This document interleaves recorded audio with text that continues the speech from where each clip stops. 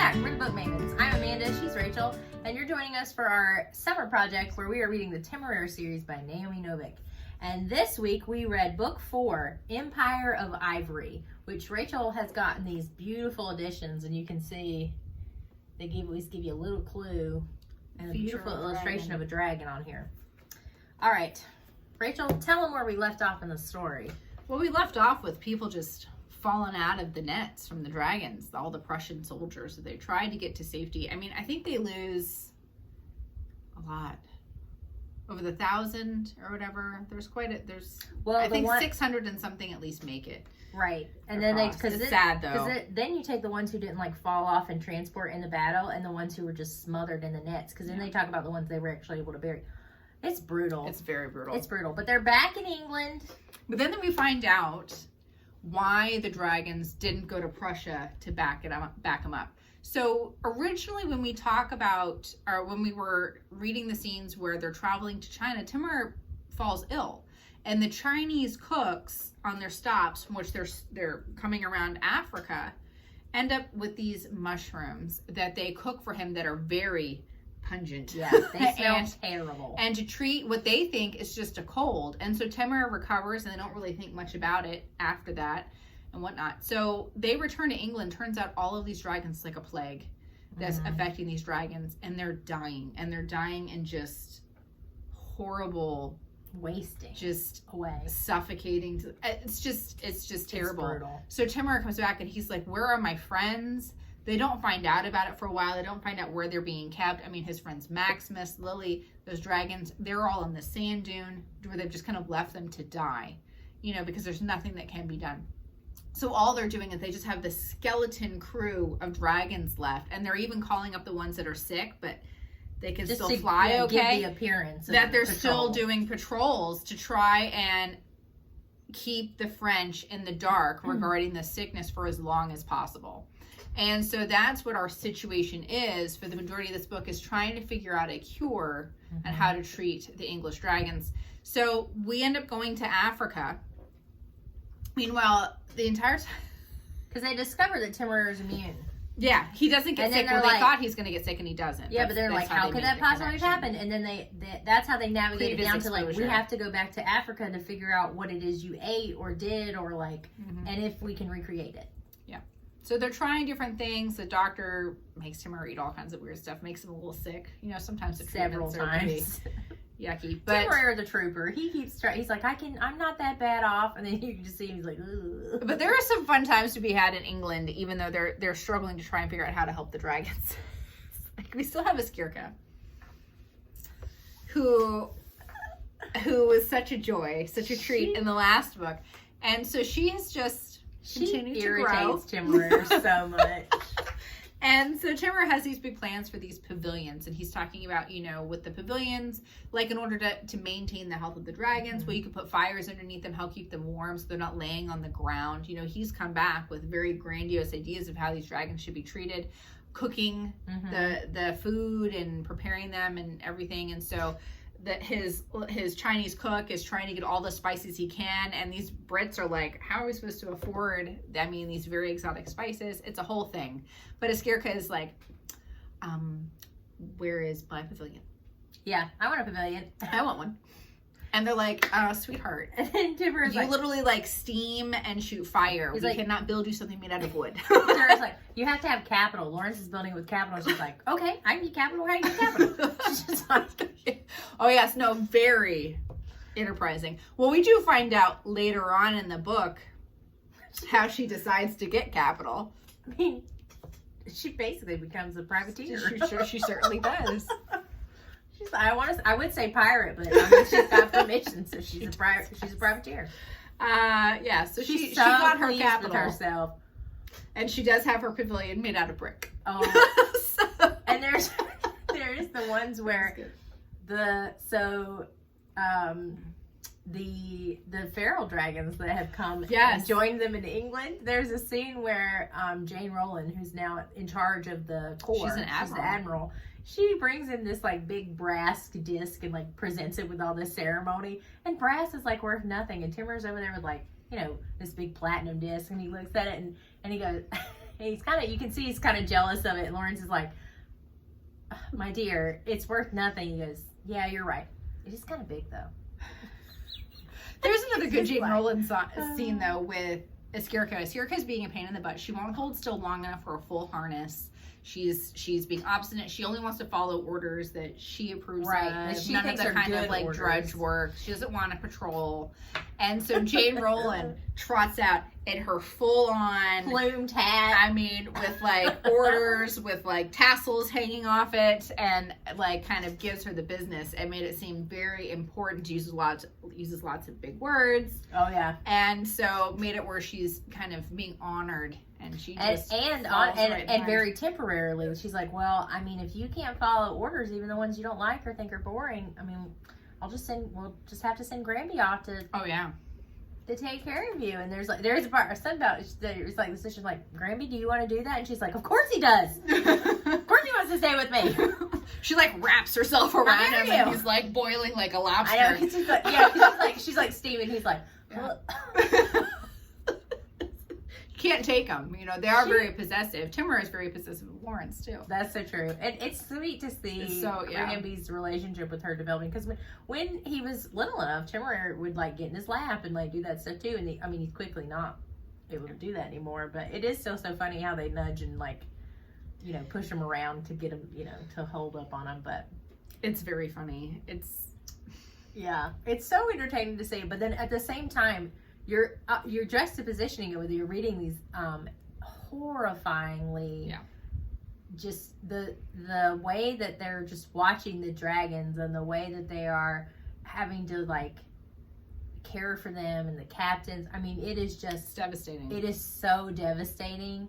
And Temeraire he's struggling a lot with essentially it's kind of a form of survivor's guilt, because he feels like he's kind of ashamed that he has his appetite. And he doesn't feel right eating when they've already fallen asleep because they're too tired to eat. He gets in trouble for that. Right, because he starts to lose weight. And, like, he really struggles with, like, well, you know, and he's so sweet and helpful. Like, he does everything he can to help his friends. Mm-hmm.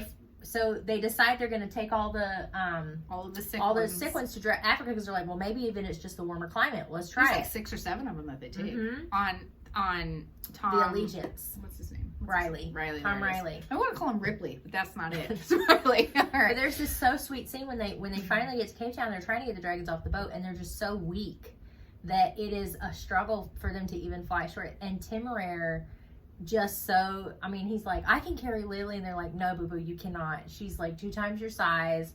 And then Maximus, who's the largest. He's the largest dragon species ever, and he's enormous. And he's just so wasted, like he can't even get the energy to barely fly to the shore.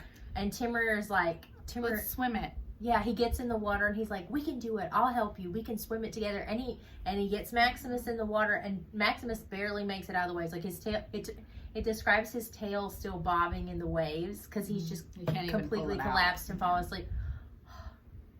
I cried a good bit of the first. Actually, I cried through this whole book. Let's be honest.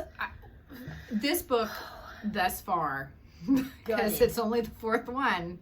There's 5 more to go. This was a gut wrenching book. It's not that it's a struggle to get through. You're just so upset. It's very emotionally draining. It's upsetting.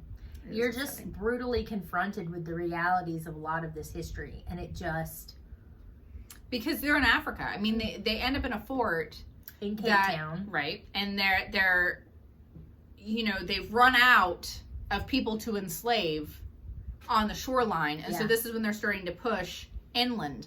Well, they don't realize, these white people, all right, realize that they have amassed what they have very strong relationships with the dragons that they think are feral. They're very sophisticated, which we already know. Very developed. Mm-hmm. But in their arrogance, they're just push and they're not going to do it anymore. They're not going to allow this to happen. So we're going to see later on there's going to be a big clash with Cape Town and all of the native people who said, enough, quit taking our people. Mm-hmm. And I think it's very interesting. One of the things that they do with their dragons is that when they're in shell, they teach them the ancestry. So it's like they're gaining memories. I see it almost like as a reincarnation. It reminded me exercise. of the Robin Hobb, where the shared memories Yes, of the egg. shared. Yeah, I wonder if she was inspired That's what by it that. reminded me of. Because, you know, in the Robin Hobb series, when the serpents make their eggs, they weave in the memories. And so then the dragons wake up with the memories of all their past selves. And it reminded me of that, because they believe they're reincarnated leaders. Like, the dragons are their leaders. Oh, like, yeah. Well, you have the dragon, king. and you know, and they teach them, like, you did this, and we're so excited for you to come back, and here's all the things you did in your lifetime, and it's just a very it's so interesting when you watch the different cultural relationships. We got to look really up close at the Chinese relationship and integration into society. We got to look at the Turkish relationship with their dragons, and now you're getting to look on the African continent about how those relationships are how they're integrated into the cultures. And it's so interesting. It is very interesting. I saw a lot more parallel with what we see on the African continent with, like, the Chinese, that it's very integrated in terms of position of power and prestige and more equality. Yeah. It is so... and there's so many, so they do eventually figure out it's the mushrooms. that it's the mushrooms, but the mushrooms are very difficult to find because apparently they're poisonous to cattle. So they've been pulling them out, and they end up, they hire these two native boys to kind of seek them out. They're using a dog, almost like you'd use like a truffle. Yeah, they're very truffle dog. Yeah, to try and sniff them out. And they were able to find some, and then they discover this whole, like, cave system, and it's just full of these mushrooms. And they go in there exploring, they're like, one guy's like, there's something a little off about this. Do you And they're smell like, that? there's, like, dragon dung in here. What's going on? That is planted. It's it's being been cultivated. And they're like, uh-oh. So sure enough, they were more than willing to pay for it. I mean, this is something they were told as a pest. They just didn't realize that it was being cultivated by a group, therefore they should pay. And so then they do try, but they're white, and they have two people who are of African descent with them. They're missionaries who are trying to help communicate, and one gets killed, and because he represented another tribal group that was selling. What it is they discover so it's the wife is a tribal member from them that was stolen in a raid when she was very young, and the dragon recognizes her, and then they kill her husband. But it was because her husband says it's something he says, and I think it's either the dialect, because they're trying different dialects to see how they can communicate, and something he says, or the way he says it, because she said that later, she's like, he just said my name, he was saying my name. Anyway, so the dragon was saying her name, and then something, but it was something specifically, it was like an L word, and from what I understand, because the tribal people had enslaved each other. I mean, that was something that they had done, but it was usually temporary and something, whatever. But that when they worked out contracts with the British and other European white people selling other Africans, I think that's what it was. He was attacked, he was killed because he was representative of a tribe that did that. So they killed her husband in front of her. Yes. Oh no, it was and then great. They have two daughters. The daughters are back in Cape Town. They take everyone to way into the interior, like 300 miles from Cape Town, where they're. And Temeraire, they know about Temeraire. They had sent all the dragons off to. They're like gathering these mushrooms as fast as they can, because there was a ship that had recently left. They're like, we can catch them. Go get this there. Like, go. We got to get it going and get it back. So when they're found, there aren't any dragons with them. When they're in the cave, exploring the cave, and they've been pulling it all out, so they were sending a load, so they were dragonless. And so then they're worried that. Oh, but they're taken. They're shackled. I mean, with rope. Lawrence gets beat. He gets whipped. There's so many parallels. Because he won't give them information. No. And, like, they're imprisoned, and then they're eventually... And they're enslaved. Yeah, they're forced to work in the fields. Lawrence, he's still recovering. And then... Then we find out a secret. Yep. You gonna tell them, or we're gonna make a movie? There is a secret that makes things a little uncomfortable. I started texting Rachel, like, oh, hello. Anyway, we can talk about that in a second. We'll talk about that in a second. Later. But yeah, so there's definitely something that they find out about a crew member. And so they're extra cautious, but eventually the dragons do find them. Temeraire does he even allow Temeraire himself to be taken? He didn't think he would need help, so he gets captured. Yeah. And they're essentially put on but trial. There's a plan. Him and Laurence get put on trial, and then the other drag Lily comes. They're in these cliffs, and Lily sprays her acid and makes footholds. So they're able to climb down. And so is it out? Are they coming down? They climb down and then they run away to go meet them. Oh, yeah. And then they take off a run-in back to Cape Town, and the battle is there. Like they're like, that was one of the things they said. You demolished. You took our people, and we've had enough. We're gonna go take you, because this. Well, they didn't want to take them; they just wanted to kill them. It's the cultural representation, right? Like Laurence himself is, of course, not. He's not a slaver. His family's been actively fighting against the practice, but that's not really relevant in this moment. He is the representation of the British government. He's in a military uniform with his dragon. Like, it is what it is. It is what it is. And so they get there, and just it's being utterly decimated. And there's this battle, and they're trying to escape, and they're trying to get the colonists out. He gets those two boys that have been helping them because they're almost killed. They are, because there's, again, no differentiation. They're trying to hold on to their cow that they were paid to help gather these mushrooms. That crushed me. Will went and got him. He saved him. Here's the thing about Will Laurence. Love him. There's so many things. Like, Amanda and I had big conversations about this, about what it is to just be like a good man. Mm-hmm. Will Laurence is just a good man. Yeah. He's a truly decent person. And you see, and it has nothing to do with him being British or any other nationality. It's just who he is. He's an innately good person who is driven by what is right and what is wrong.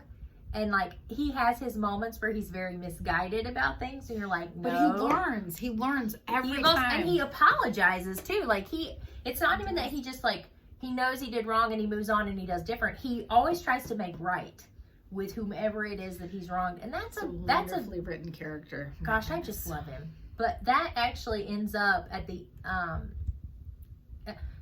so basically that just becomes the catalyst. And by the time they get back to Britain, and they figured out how to propagate the mushrooms in Scotland, where they've got some of those wet, moist caves.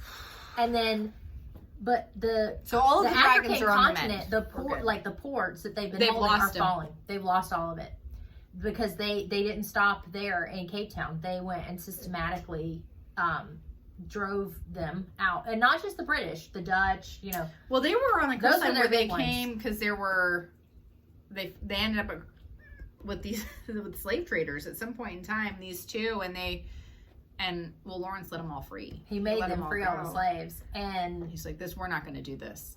Yeah, and then at the end, when they're back in Britain, he gets served with papers for all the enslaved people. To me, that was just another layer to this decision. Which it was. It just added the insult. And so, at the end of the book, so you're just emotionally gutted from start to finish, right? You're reading about these dragons who you've come to deeply care about, and they are sick, and it is so hard to read, and it's so hopeless. And then they have hope, and they're getting better, and then Laurence is captured, and it's just this brutal confrontation with history, and then you get back to England, and you're like, okay, we're doing this. And then they find out. Well, they're court-martialed to come in to explain what happened because of the loss of They're trying to find someone to blame, and the captains are like, you left these people to be, completely undefended. You had no idea what was out there. What did you think was going to happen if you were going to allow them to press into the interior to continue the slave trade? Because all of this is happening parallel to the parliamentary battle of getting rid of the slave trade. Mm-hmm. So, and then you have Nelson, who comes in and sticks his head in the whole mess. I love that interlay with the time, because Britain during this time is having a very public confrontation with the concept of abolition, and there are these little microscopic victories, and they bring in names of real people in this conflict, Nelson being one from the military, and they bring this in, and they overlay it so nicely by Laurence's father's work, so you get a lot of that in the beginning, and then when they get back, and then well, you know what I think is also really interesting is that the missionary wife makes a decision to stay. She stays. She says, why would I take my daughters back to England to be beggars? when we have a position, we have people who love and care for us, and that dragon was waiting just to take her back, where she would be treated with respect with her people. Why would they? Why would she go back there? He like tries to get her to come. He's like, come, we're going. Like, she's got her daughters. She goes, no, I came back to get my daughters. That's why they let me go. I told the dragon that I would get my daughters, and then that would be it. And he's like, but they killed your husband. She's like, my husband's dead. I'm not going to leave my daughter. To me, it was all about her children. They would not have the life that she would have wanted for them. They'll have position and network and comfort there. And you can't blame. I don't blame her. Well, Laurence doesn't either. I mean, he tips her hat to her, okay, and then. He gets it. Mm-hmm. There's you see it. So there's the big historical story that's happening, but she also microscopes it with the relationship between Will and Riley, the ship's captain, because they had served together. He's in the first book. They're very good friends, and it talked about that they had butted heads on this issue more than once because Riley's family is involved in the slave trade, and Laurence's family is actively abolitionist, and they fight about it in this book. And it comes to a head in this one. Like, it comes to a head, and so she very skillfully weaves the big macro picture, right? The big aggregate picture, and then she really brings it home with this microscopic relationship that's forced proximity on this ship too. We also talk about just like the tone too, because this isn't a modernist view looking back and trying to shade it any particular way. That the voices that she uses are voices of the time, and that these were issues people had. There were always people who fought against the slave trade, and to give them a voice in the right period of history, she does that very, very well. And it doesn't have a modern tone at all. It doesn't. We talked about that. Sometimes with books or movies or stuff like historical pieces, you can definitely tell that they're trying to communicate or force a issue of a modern time or like a modern value. And sometimes it works, and sometimes it feels forced. Like you're forcing too many issues into a historical context, and it just doesn't feel authentic. And that's not the case here at all. It's very authentic. It feels very authentic, and it's very well done. And then should we tell them about the end? We'll have to, guys. This is the first true. It feels like a true cliffhanger. This is the first true cliffhanger. It's not even so much a cliffhanger. It's just that you're waiting with bated breath because you know what the predicted outcome is supposed to be. I wanted to vomit. I mean, there are 5 more books, so we know that it's not going to be what it says it's going to be. But that, you got these British bigwigs who say, okay, well, now we've cured our dragons. We have the weakest aviation corps in the world. Yeah.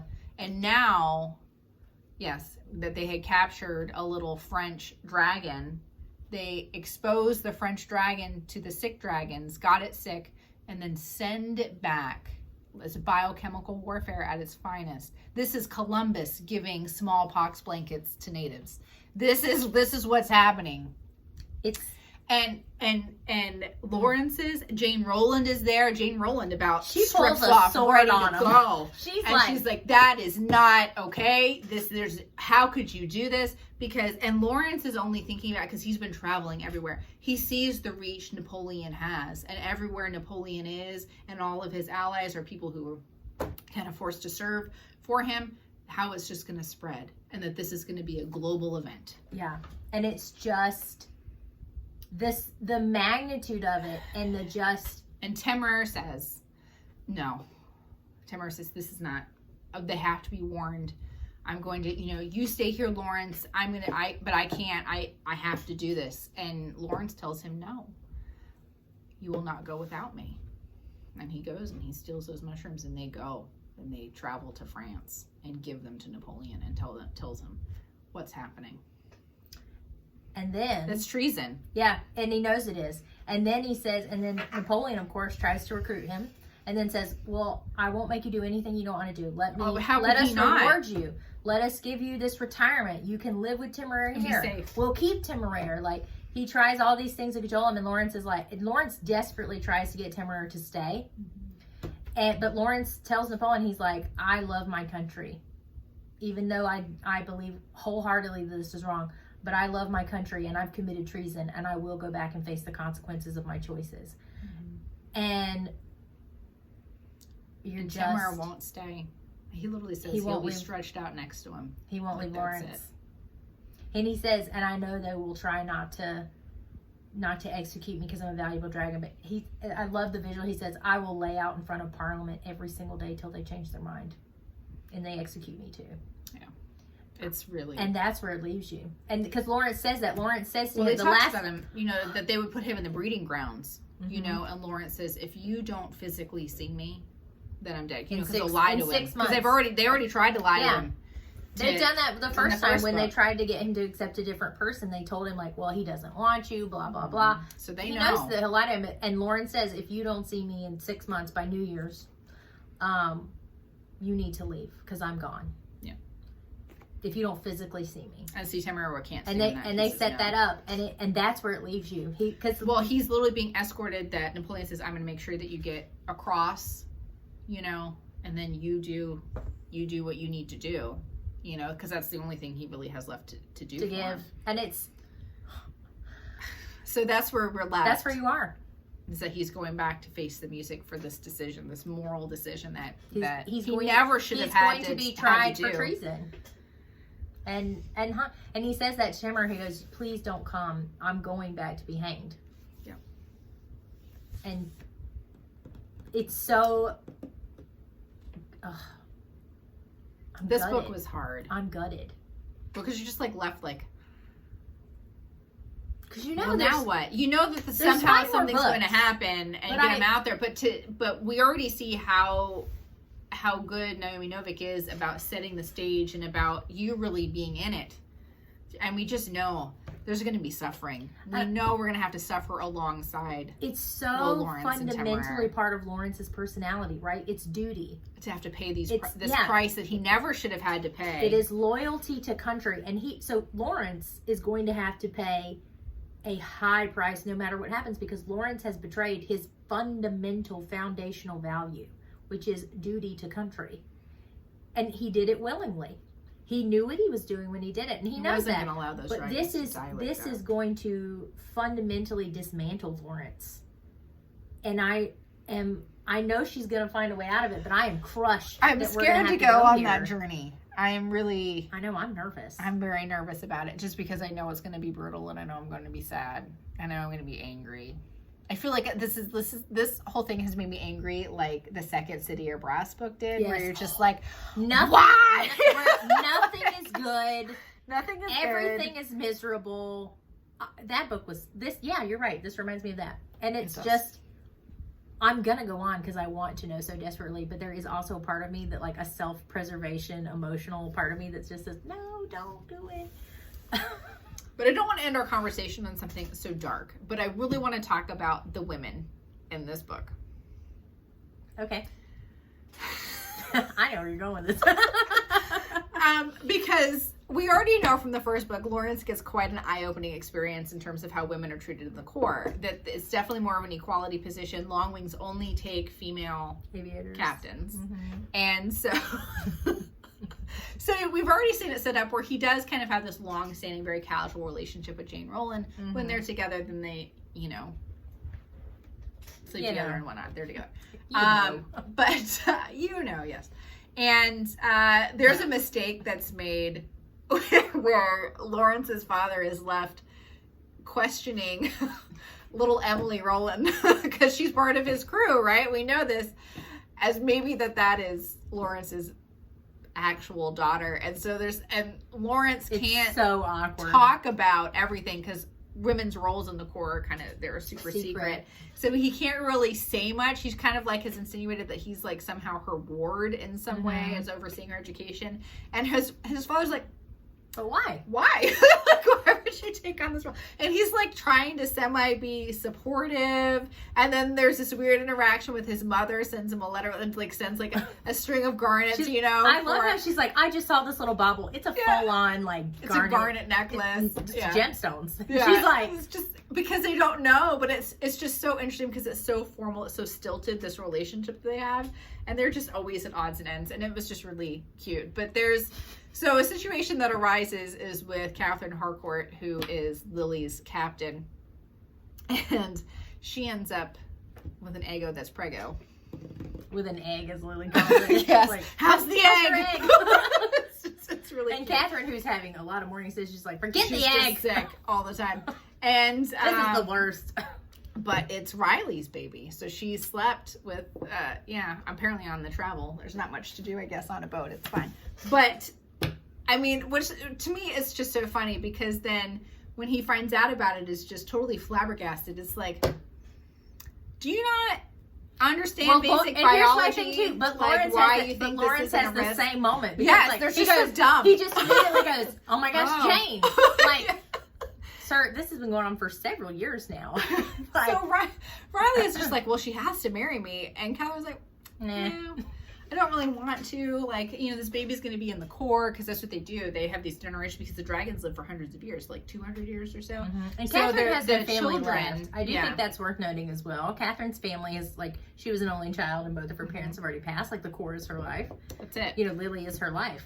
Well, it turns out like Riley, like there's money involved and there's no male heir for the family. And so they've kind of made this agreement where they end up getting married, but it's just if there's a boy, then the boy gets turned over to the family. And if it's a girl. If it's a girl, then the girl is a Harcourt. That's what she says. It's a Harcourt and it's going to be in the core. Mm-hmm. So it's just like, it solves a problem for Riley's family, I guess. But marriage is ridiculous because he's on a ship and she's off.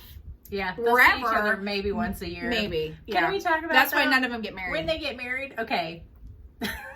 It's hilarious. So they're getting married on the ship.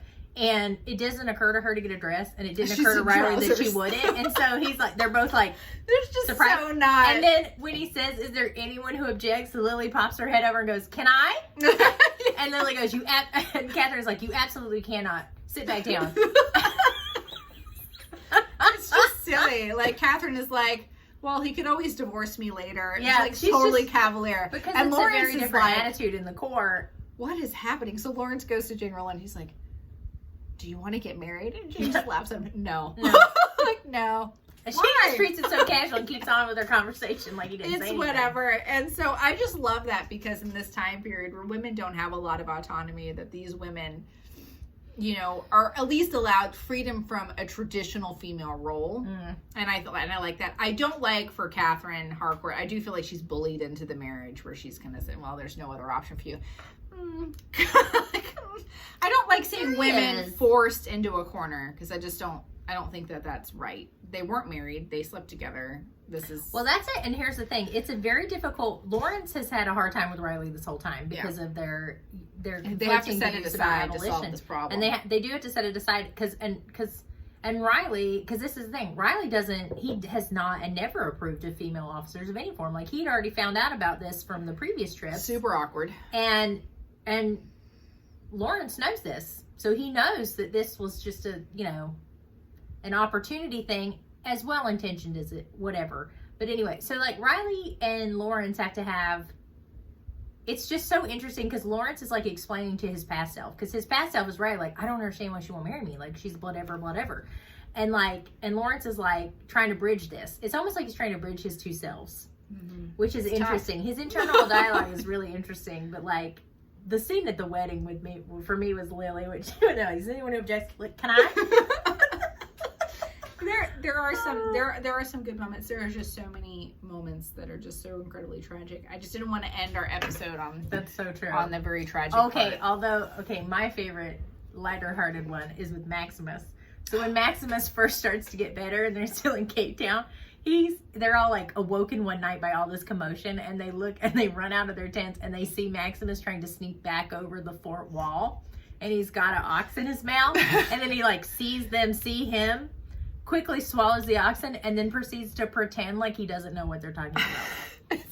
He's like, what are you talking about? What oxen? And they're like, we can see the path, we can see the trail you left of like blood dribbles and your tail swishing. And then he finally goes like, okay, yeah, I did it.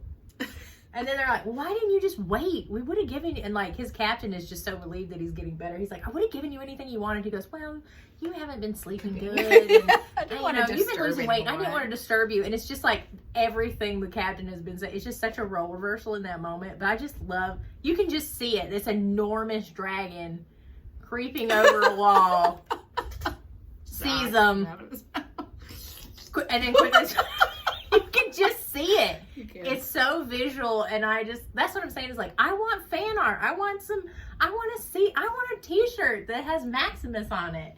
Like, I want some. You need to get like a cricket or something so we can. I'm gonna have to make my own. We can make them.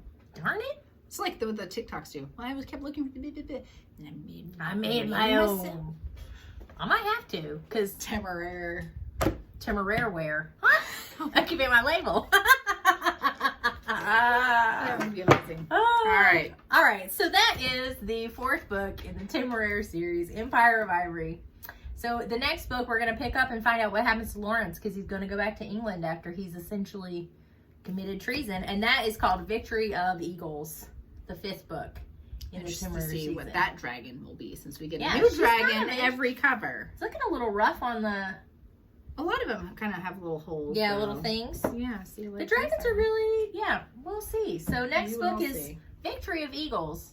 Join us next time. If you're reading along with us, please let us know in the comments what you're thinking, because we don't think enough people are talking about these books. No. I mean, it's an older series, 90s. No, 2000s. Really? They're The that first one came out in 2006. Okay, don't say older. That's the year I... This is 2009. That's when I graduated high school. 2006, please. I graduated in 03. You're babies. I'm still young. Wow. I'm not. I'm 85. I don't ever remember seeing these anywhere. And I've been a long time avid book reader. Yeah. People aren't talking about this enough. Let's talk about this in the comments, guys. Let's get them going. I really want hardcovers. We need help us. We need to pump it out for those. Help us pump these books up so that we can get hardcovers. Looking at you, literally any publisher out there. Please. Come on. But anyway, we'll see you next time for Victory of Eagles. Mm-hmm. Bye.